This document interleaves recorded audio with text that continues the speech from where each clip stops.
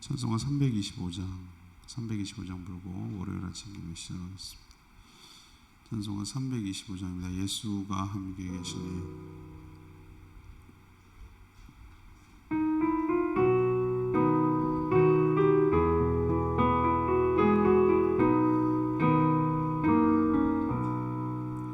예수가 함께 계시니 시험이 오나 겁없네.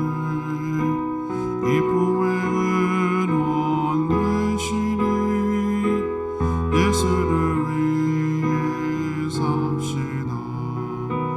날마다 주를 섬기며 언제나 주를 기리고 그 사랑 아래 살면서 한 길로 가지 맙시다. 이 세상 사는 동안에 주 이름 전파하면서 무한한 복락 주시니 예수를 위해 싸웁시다. 날마다 주를 섬기며 언제나 주를 기리고 그 사랑 아래 살면서 딴 길로 가지 맙시다. 이 세상 친구 없어도 예수는 나의 친구니 우리 아내를 버리고 예수를 위해 삽시다. 날마다 주를 섬기며 언제나 주를 기리고 그 사랑 아래 살면서 딴 길로 가지 맙시다.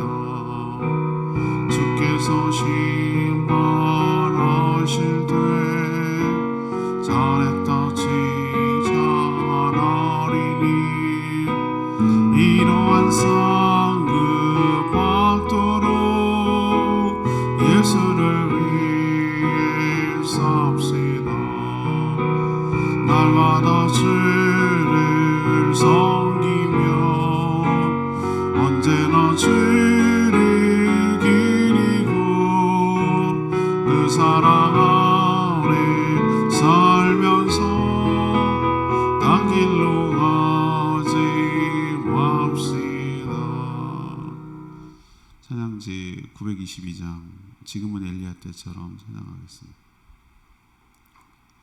찬양지 922장입니다.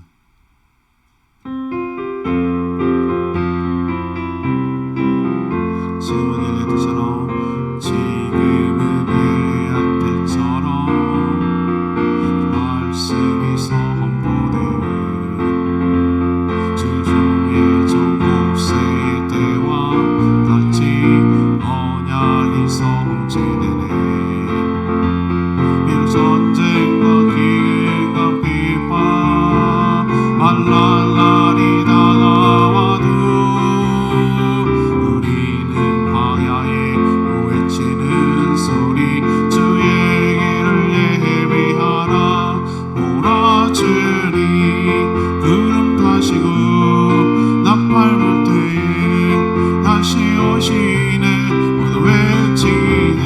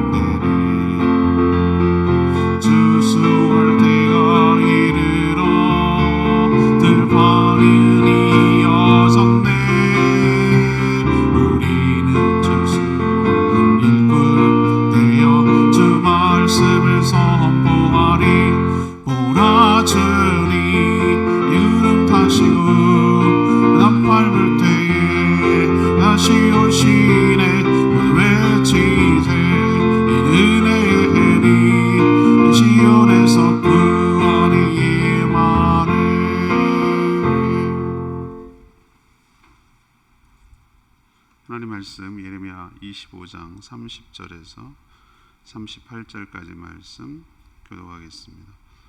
오늘은 8월 10일 월요일 아침입니다.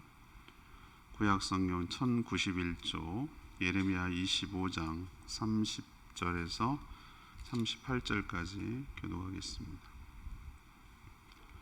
그러므로 너는 그들에게 이 모든 말로 예언하여 이르기를 여호와께서 높은 데서 포효하시고 그의 거룩한 처소에서 소리를 내시며 그의 소장을 향하여 크게 부르시고 세상 모든 주민에 대하여 포도 밟는 자 같이 흥겹게 노래하시리라.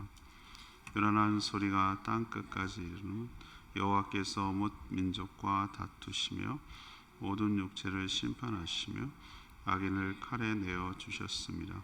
여호와의 말씀이니라. 만군의 여호와께서 이와 같이 말씀하시니라. 보라, 재앙이 나서 나라에서 나라에 미칠 것이며 큰 바람이 땅 끝에서 일어날 것이라. 그날에 여호와에게 죽임을 당한 자가 땅 이 끝에서 땅 저 끝 그들을 위하여 애곡하는 자도 없고 시신을 거두어 주는 자도 없고 매정하여 주는 자도 없으리니 그들은 지면에서 분토가 되리로다. 너희 목자들아 외쳐 애곡하라. 너희 양떼의 인도자들아 잿더미에서 뒹굴라. 이는 너희가 도살당할 날과 흩음을 당할 기한이 찼음인즉 너희가 귀한 그릇이 떨어짐같이 될 것이라. 목자들은 도망할 수 없겠고 양떼 인도자들은 도주할 수 없으리로다.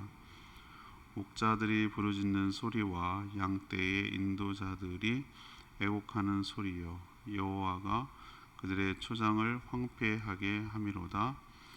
평화로운 목장들이 여호와의 진노하시는 열기 앞에서 적막하게 되리라. 그가 젊은 사자같이 그 굴에서 나오셨으니 그 호통치는 분의 분노와 그의 극렬한 진노로 말미암아 그들의 땅이 폐허가 되리로다 하시니라. 아멘. 오늘 말씀은 하나님이 심판하시는 모습을 이렇게 생생하게 묘사하고 있습니다. 높은 데서 표효 이렇게 부르짖는 것이 이렇게 어흥하는 것처럼 거룩한 처소에서 세상 모든 주민을 향해서 부르짖습니다. 요란한 소리가 나며 모든 육체를 심판하십니다. 하나님은 마치 젊은 사자가 먹이를 삼키듯 삼킬 것입니다. 특별히 목자들을 향해서 분노하며 그 책임을 물으실 겁니다. 하나님의 심판 앞에서 모두 죽어 적막하게 될 것이다. 이것이 오늘 내용입니다. 오늘 질문은 하나님의 심판은 어떤 특징이 있습니까? 하나님의 심판은 어떤 특징이 있습니까? 이것이 오늘 질문입니다. 먼저 30절 말씀 근거로 하나님이 주체가 되어 주도하신다는 것이죠. 하나님을 아는 것이 축복입니다. 하나님을 모르니 하나님이 어떤 분인지를 제대로 모르니 하나님의 의도, 하나님의 목적, 하나님의 능력, 하나님의 경고 이것을 모르니까 무시하다가 결국은 심판을 당하는 것이죠. 우리는 하나님을 사랑이 많은 분으로만 알고 있습니다. 간과하는 것이 하나 있는데 하나님은 거룩하시며 공의로우시며 회전하는 그림자도 없으시는 그런 밝은 분이십니다. 죄가 같이 있을 수가 없는 분이에요. 그리고 죄에 대해서는 아주 단호하시고 반드시 죄에 따른 심판이 있어야 되는 죄의 형벌이 따라오게 하는 분이에요. 그게 공의 하나님이세요. 하나님을 거역한 유다 백성들과 더 나아가서 세상 모든 민족들을 향해 하나님의 심판을 이행하겠다고 지금 선언하고 계십니다.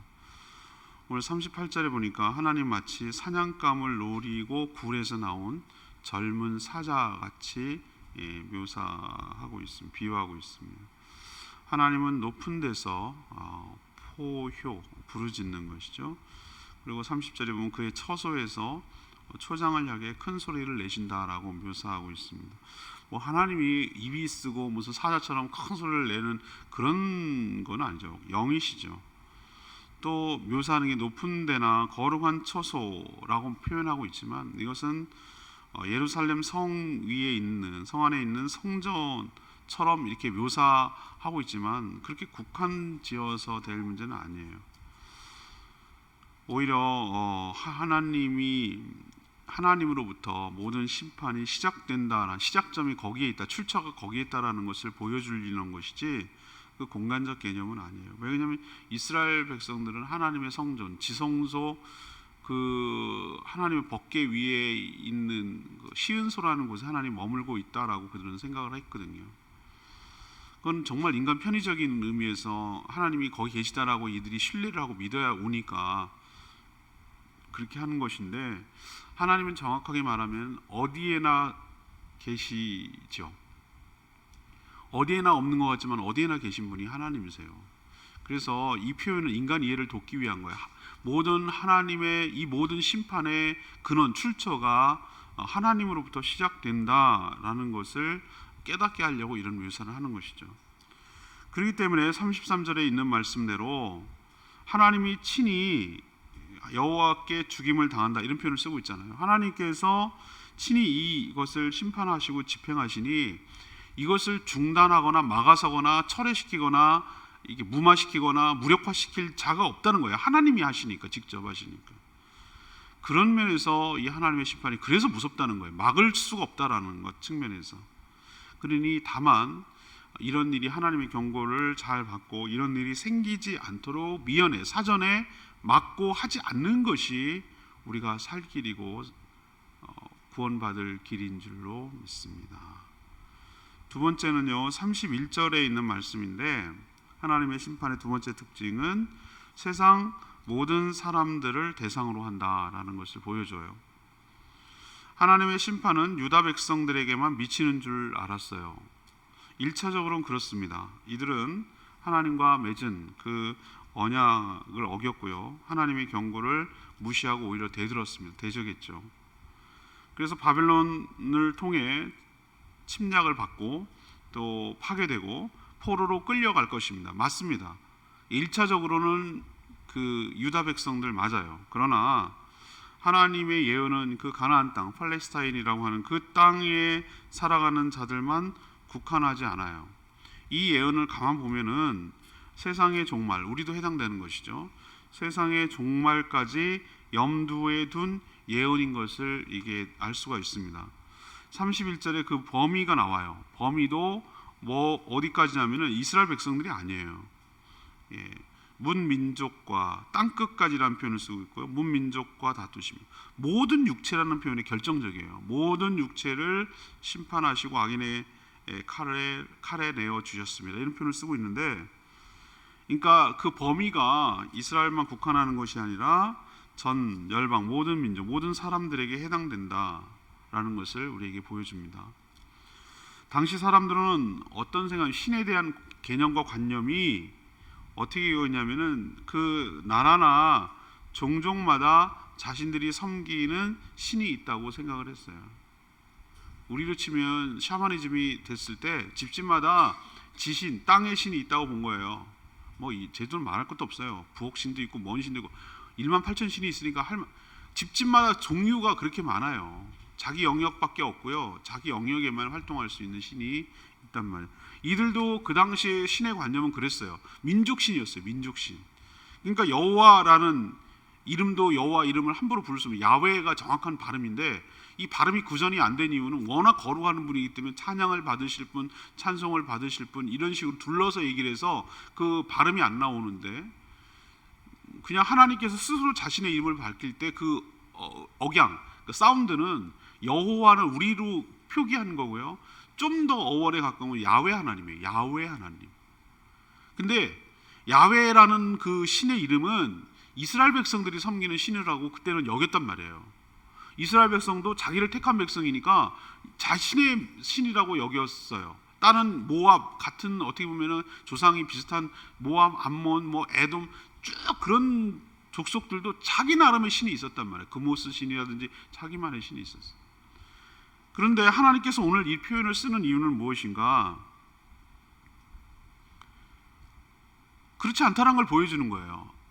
자신이 이스라엘의 민족신이 아니라는 거. 아니, 민족신이라고 한다면 이스라엘만 건드려야 될 거 아니에요. 그런데 하나님께서 오늘 그 심판의 범위를 전 세계 전 민족까지 확대하고 넓히고 그 효력이 미치게 한다라는 것은 그들 그 이스라엘 백성의 신이 아니라 전 세계 열방과 온 우주의 신이라는 것을 스스로 입증하고 보여주는 것이라고 할 수 있겠습니다. 오늘 하나님께서 심판을 하면 하나님께 죽임을 당한 자가 이쪽부터 저쪽까지 이를 것이다 라고 표현하고 있잖아요. 33절에 여기서부터 저까지 미칠 것이고 그것을 거두어주는 자가 없을 것이고 그들이 매장하는 자도 없고 분토, 먼지처럼 사그라질 것이다 라고 표현하는 걸로 봐서 하나님의 그 능력, 하나님의 힘, 그리고 하나님의 심판의 정도, 그 다음에 심판의 범위, 이런 것들이 지금 쭉 나와 있죠. 그래서 심판은 이스라엘만 하는 게 아니라 전 세계 열방, 예외가 없이 미친다라는 것을 보여주고 있어요. 이게 두 번째 특징입니다. 자, 세 번째 특징은 뭐냐? 하나님의 심판이 34절에 나오는 표현인데요. 지도자들에게 그 책임을 크게 물으신다는 거예요. 이게 특징 중에 하나예요. 하나님께서 심판을 예언하면서 유독 강조하는 대상이 있는데 목자들이라고 표현한 인도자들이에요. 지도자들이죠. 백성들을 이끌어가는 양떼들을 말하는 게 아니에요. 백성은 양떼라고 표현한다면 목자라고 한다면 그 백성을 이끌어가는 지도자들을 말하는 거예요. 그들을 향해 외쳐 애곡하며 잿더미에서 뒹굴라, 이거는 아주 극심한 고통과 힘든 거, 어려움과 통해와 자복과 이런 것을 할 때 이런 표현을 쓰는 거거든요. 잿더미에서 뒹굴라. 왜 그런가? 도살을 당할 날, 흩음을 당할 날, 곧 하나님의 심판이 다가왔기 때문이다. 35절에 니네들이 어디로 갈 수 있겠느냐? 어디로도 도망할 수 없고 도망갈 데도 없고 도망칠 수도 없다 라고 하나님이 얘기해요. 이들을 향한 하나님의 심판으로 전부 다 황폐화되면 하나님이 심판하시는 포효, 큰 소리로 내는 거죠. 그거와는 대조적으로 신음소리조차 내지 못하고 모두 다 죽어서, 쥐 죽은도 조용하다고 그러잖아요. 쥐가 얼마나 소리를 많이 내면 쥐 죽은도 조용하다고 그러죠. 옛날엔 쥐가 참 많았어요. 우당탕탕 지붕에 둥둥둥둥 걸어가고 뭐 하여튼 오만한 소리를 냈는데 우리도 왜 쥐약 넣나? 쥐 죽은도 조용하네? 그런 표현을 쓰잖아요. 적막함을 표현할 때 그 표현이에요. 지금 하나님께서 큰 소리로 발하시는 것과 대조적으로 그 심판을 당해서 죽어서 찍소리도 못 내고 조용한, 아주 소리가 하나도 안 나는, 다 죽어 없어져가지고 그런 적막함만 이를 것이다라고 37절에 묘사되고 있어요. 왜 이렇게 특정 그 대상을 지칭할까요? 왜 유독 이렇게 목자들에게 심판이 가혹할까? 그거는 그 뭐라 그럴까? 책임 때문에, 책임 때문에 그래요. 그들은 지도자로서 백성들을 바르게 인도해야 할 책임이 있었어요. 그러나 그들이 더 타락해서 우상 숭배에 앞장섰고 백성들의 타락을 부추기며 오히려 백성들이 회개해서 살 기회마저도 막았었어요. 자기도, 왜 예수님 그런 표현 쓰잖아요. 자기도 천국문에 안 들어가면서 천국문에 서서 들어가려는 자까지 막아선다 이거예요. 하나님이, 예수님이 막 그렇게 책망을 했어요. 지금 이들은 그런 거예요. 그래서 지도자가 된다, 이건 뭘 의미하는가? 그만큼 더 책임을 진다는 뜻이고, 그 책임을 못 감당했을 경우에는 그만큼 상응하는 하나님의 심판이 임한다라는 것을 우리에게 경고하고 있는 것이. 그러니까 지도자가 된다는 거 참 쉽지 않아요. 남들은 그게 성공이라고 얘기하는데 저는 여러분 막 어린애들이 이런 얘기합니다. 철딱선이 없는 건지 있는 건지. 아니 진짜일 수도 있고, 저는 커서 대통령이 될 거예요. 그래서 이런 얘기 하는 거예요. 그래서 내가 그게 좋아 보이냐? 난 그게 좋아 보이든, 나는 세상 제일 불쌍한 사람이 그 사람 같더라. 뭘 해도 욕을 먹어. 그 좋아 보이냐? 하나도 좋아 보이냐? 늘 의식을 해야 되고 책임을 져야 되고 모든 되어진 일들에 대해서 책임을 져야 되고 그 자리가 그렇게 얼마나 가시방석 같겠냐. 그렇게 쉬운 게 아니다. 뭘 누군가가 장이 되어서 이끌어가고 책임을 진다는 것은 정말 정말 힘든 일이다 라고 제가 얘기를 해준 적이 있어요. 모르니까 그런 소리 하겠죠. 제가 향상교회 있을 때 참 이런 내가 하나님께 회개했어요. 회개하니까 이런 얘기 하는 거예요. 제가 아니 일은 내가 제일 많이 하는 것 같은데 왜 담임 목사님 사례비는 저렇게 많이 받고 나는 이렇게 맨날 이게 너무 차별하는 거 아니야? 이런 생각했어요. 제가 너무 못돼 먹었죠. 내가 생각해도 참 못돼 먹었어요. 회개했어요. 제가 회개했어요. 그런데 나중에 제가 알았어요. 안식년 가시고 막 부모님들이 다치고 암 걸리고 그래서 책임을 질 사람이 아무도 없는 거예요. 그때 막 엄청 두려움이 엄습해 오는 거예요. 아프간의 우리 노예에서는 지금 필압돼서 뭐 우리 여기 제주 출신 그 목사님 죽으셨지. 우리도 나가 있지. 막 얼마나 막 긴장감과 무게감이 이름 말할 수가 없더라고요. 그때 조금 제가 맛봤어요. 그리고 저절로 막 엎드려지고 기도가 나오고 막 절절한데 그때 제가 그렇구나. 내가 생각할 때 일이란 뭘 기획을 하고 어떤 일을 추진하고 실무진으로 막 뛰어다니고 모든 일을 하는 게 난 일이라고 생각했어요. 그게 아니라 그 위치가 갖는 무게감, 책임지는 거 이게 어마어마한 압박감이구나 라는 것을 제가 담임 목사로 부임해서 깨달았잖아요. 조금씩 알아가잖아요. 무한 책임을 지는 거예요. 무한 책임을. 여기서 일어나는 모든 일에 뭐 자기들끼리 싸우고 난리가 났어. 그런데도 나랑은 아무 상관없는데도 그것까지 책임을 지는 거예요. 지도자가 이렇게 어떻게 보면 압박감과 무게감으로 갖는 거예요. 근데 그걸 잘 감당하지 못했을 때 하나님이 타겟이 되는 거예요. 오늘 그거 보니까 참 쉽지 않은 자리고 쉽지 않은 일이구나. 그걸 절절하게 또 깨달아요. 오늘 심판하는 대상이 딱 나타나잖아요. 정말 또 지도자를 위해서 기도할 필요가 있어요. 여러분 트럼프 대통령 여러분 정말 대단해 보십니까? 나는 그런 사람 세상에 없는 것 같아요. 자국민이 저렇게 죽어가는데도 저런 뻔뻔함이 세상에 어디 있습니까? 그런 정말 대통령 잘못 보면 저렇게 된다는 걸 뚜렷하게 또 보여주는 거예요.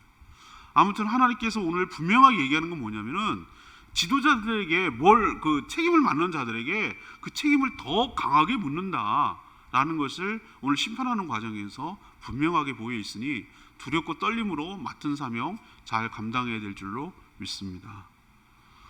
이 38절 말씀이 레마의 말씀인데요. 그가 젊은 사자 같이 그 굴에서 나오셨으니 그 호통치시는 분의 분노와 극히 극렬한 진노로 말미암아 그들의 땅이 폐허가 되리로다. 인간은요 자신이 그린 틀에 하나님을 이렇게 가두려는 그런 속성이 있어요. 그러니까 자기가 생각하는 그려놓은 자기가 정해놓은 하나님 상에다가 이렇게 한다는 거죠. 그러니까 하나님은 이렇게 생각하는 거예요. 늘 사랑이 많고 용서해 주시는 분으로 알아요. 자기가 무슨 짓을 해도 하나님이 다 용납해주고 너그럽게 봐주고 자기만 축복해주고 자기의 소원을 들어주는 그런 존재로 생각을 해요. 자기만의 하나님이에요. 그래서 제가 그렇게까지 표현했잖아요. 알라딘에 나오는 호리병의 지니 같은 큰 시퍼런 푸르둥둥한 거인 있잖아요. 영화도 나오고 하는 거 있잖아요. 그런 정도로 하나님을 생각하는 거예요. 자기가 하나님이죠. 주인이에요. 하나님은 자기가 부리는 종이고 근데 능력 있는 종이지. 자기가 못하는 거. 나를 어디다가 이동해줘. 양탄자를 날리게 해줘. 나를 꾸며줘. 그러니까 그렇게 하는 존재로 여기는 경우가 많아요. 하나님은 오래 참는 분은 맞아요. 정말 길이 오래 잘 참으시어요. 하나님께서. 우리 같으면 못 참을 건데 참아내셔요. 근데 영원히 참는 분은 아니에요. 하나님을 정말 알아야 돼요. 힘써 여호와를 알자라고 말하는 거 왜 말인지 알겠어요. 한계를 넘으시면 오늘 표현대로 젊은 사자같이 그들의 이제 그림 언어로 표현하고 있잖아요. 그들의 일상이 어떤 것인지 이해를 돕기 위해서 젊은 사자같이 굴에서 나오신다. 먹이를 사냥하기 위해서. 그 얘기는 뭐냐면은 감당이 안 된다. 하나님의 실상이 이런 모습도 있다라는 것을 너희들이 깨닫고 정말 삼가 조심해 살라는 그런 개념으로 이 젊은 사자 이야기를 하는 겁니다. 자, 오늘 질문으로 돌아가서 오늘 짧은 얘기지만 하나님의 심판하는 모습을 이렇게 생생하게 묘사하고 있거든요. 자, 그럼 하나님의 심판은 어떤 특징이 있는가? 그걸 오늘 말씀을 통해서 깨달아야 돼요. 첫 번째는 이 심판을 누가 주도해 간다?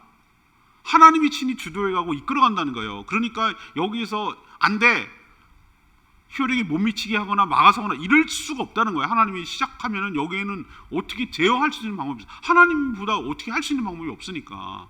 그래서 무섭고 두렵다고 내가 말씀드렸잖아요. 두 번째는 뭡니까? 이스라엘 백성을 대상으로 국한 지어서 생각하면 안 된다.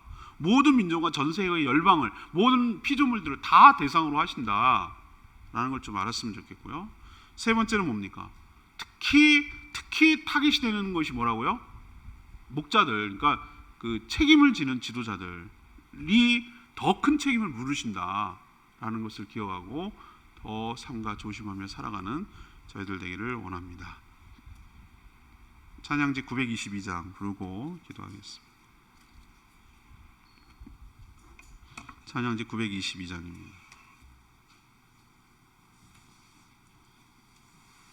예, 주님 다시 오셔서 심판하실 날이 오는데 우리도 이런 험한 꼴 당하지 않도록 우리가 삼가 조심하며 대비하며 준비하며 살아가는 저희들 되기를 원합니다. 지금은 엘리야 때처럼, 지금은 예언 때처럼 주 말씀이 선포돼 또 주의 종 모세의 때와 같이 언약이 성취되네. 비록 전쟁과 기근과 비와 만날 날이 다가와도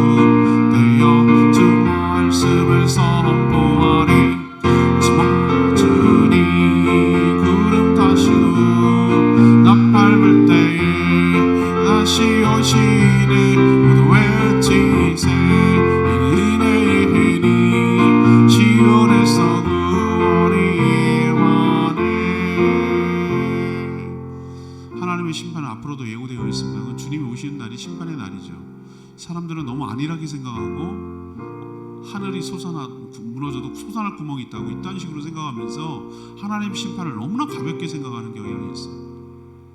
오늘 말씀을 통해서 하나님의 심판이 단행되면 누구도 감당할 수 없고 전 세계 열방에 미치게 되며 특히 정말 책임질 위치에 있는 올바른 말로 바른 길로 인도해야 될 그 책임 있는 자리에 있는 자들이 더 큰 무거운 책임을 지게 될 것임을 오늘 이야기를 하고 있어요.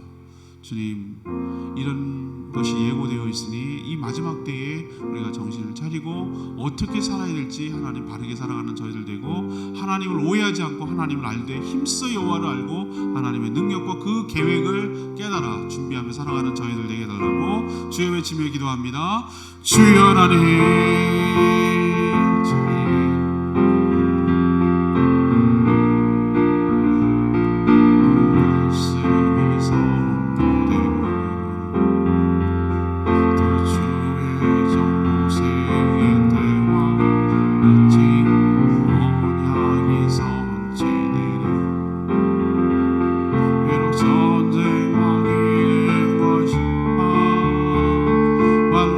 날이 다가와도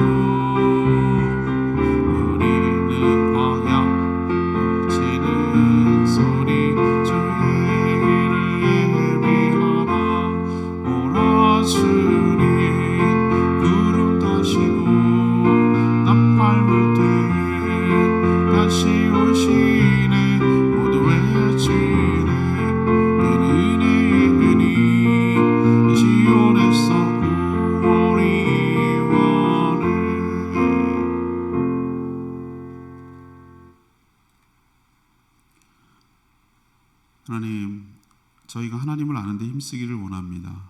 우리가 하나님이 어떤 분인지 놓치고 살 때가 참 많습니다. 자신이 생각한 그 틀 속에 하나님을 가두려 합니다. 그러나 하나님께서 심판하시면 누구도 막을 수 없고 피할 수 없음을 잘 압니다. 하나님 심판의 주체가 되어 주도하시고 그 대상 모든 피조물에게 미치게 됨을 깨닫습니다. 특별히 백성들을 바르게 이끌어가야 할 지도자에게 그 책임을 무겁게 묻고 있음을 깨닫고 우리에게 맡겨주신 사명 온전히 잘 감당하는 저희들 되게 하여 주시옵소서. 귀한 그릇이지만 심판을 받아 땅에 떨어져 깨지는 일이 없도록 은혜를 부어 주시옵소서. 태풍이 순적하게 지나가게 하시고 장마와 무더위 가운데 피해를 겪는 일이 없도록 하나님께서 세심하게 보살펴 주시고 우리의 일터와 생업을 주님께서 주관하여 주셔서 형통케 하여 주시옵소서. 오늘도 하나님 앞에 엎드려 하나님밖에 해답이 없음을 알고 거기에 소망을 두고 간절히 부르짖는 모든 백성들의 기도를 들으시고 신실하게 응답하여 주시옵소서. 이 한 주간도 주님 은혜 가운데 살기를 소망하고 예수 그리스도의 이름으로 축복하며 기도합니다. 아멘. 이 한 주간도 주님 은혜 가운데 살기를 축복합니다. 오늘 CBS 생방송하니까 많이 보내주십시오. 충분히 기도하고 하루 시작합니다.